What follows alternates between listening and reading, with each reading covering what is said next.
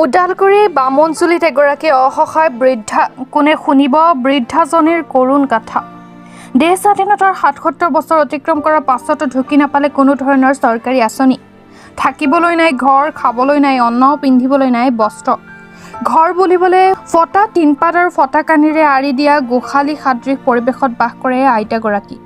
ওদালগুৰি জিলাৰ ৬৪ নং পানেৰী বিধানসভা সমষ্টি তথা BTC নুনাই চেৰভাং পৰিষদীয় সমষ্টিৰ বামনজুলিৰ চমচিয়া লাইনত অৱস্থিত আইতাগৰাকীৰ ঘৰ। চৰকাৰ আহে আৰু গুচি যায়, কিন্তু আইতাৰ সমস্যা সদায় ৰৈ যায়।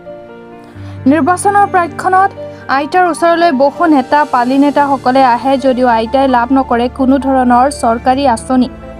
চৰকাৰী ৰেচন, প্ৰধানমন্ত্ৰী আৱাস গৃহ, বৃদ্ধা পেঞ্চন, অৰুণোদয় আঁচনিৰ পৰাও বঞ্চিত আইতাগৰাকী। উপায়হীন অসহায় আইতাগৰাকীয়ে দিন হাজিৰা কৰা নাতিনীয়েকে আনি দিলে এসাঁজ খাবলৈ পায়, নহ'লে তেনেকৈয়ে শুই যায়। ভেৰগাঁৱৰ পৰা তীৰ্থ শৰ্মাৰ ৰিপৰ্ট। হয়, অতি দুখৰে ক'ব লগা হৈছে। আজি দেশ স্বাধীন হৈ কিনে ৭৫ বছৰ পাৰ হ'ল।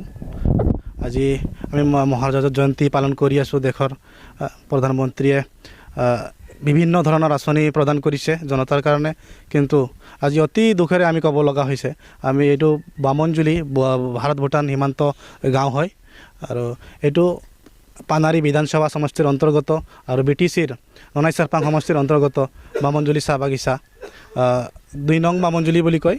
বামনজুলি এই বাগিচাৰ ওচৰতে ২ নং বামনজুলি গাঁৱৰ অতি দুখেৰে ক'ব লাগিব আমাৰ বালেমদিনা মুণ্ডা আইতাজনী আজি প্ৰায় ৬০ বছৰ পাৰ কৰিলে। বৃদ্ধ, খোজকাঢ়িবও নোৱাৰে ভালকৈ, কিন্তু আমি দেখিবলৈ পাইছোঁ যে আজি তেখেতৰ এটাও মানে চৰকাৰী সুবিধা আজিলৈকে পোৱা নাই। আজি চৰকাৰী ঘৰে হওক, চৰকাৰী অৰুণোদয়ে হওক বা বিভিন্ন আঁচনিয়ে হওক, একো আঁচনি তেখেতে আজিলৈকে প্ৰাপ্ত কৰিব পৰা নাই। আমি অতি দুখেৰে ক'ব লাগিব, যিসকল চৰকাৰ চলাই আছে বা চৰকাৰৰ কৰ্মকৰ্তাই হওক বা পাৰ্টিৰ কৰ্মকৰ্তাই হওক, মানে আজি চেয়াৰমেনে ক'ব লাগিব, চেয়াৰমেনৰ যি মানে অংগী ভংগী বন্ধু বান্ধৱী থাকে, তেখেতসকলে মানে নিজৰ আঁচনিকেইটা, চৰকাৰৰ আঁচনিকেইটা প্ৰদান কৰিবলৈ চেষ্টা কৰে। যিজন যোগ্য ব্যক্তি আজি আপোনালোকে দেখিব পাইছে, এই বৃদ্ধজনী একো কৰিবও নোৱাৰে আৰু ঘৰত কোনেও নাই। এজন সৰু নাতি আছে, তেখেতে আজি নিজৰ পঢ়া শুনা বাদ দি কিনে বাহিৰত কাম কৰিব লগা হৈ আছে। সেই উপায় নথকাৰ কাৰণে তেখেতে বাহিৰত বহিৰাগত মানে কৰ্মৰত হ'ব লগা হৈ আছে। আজি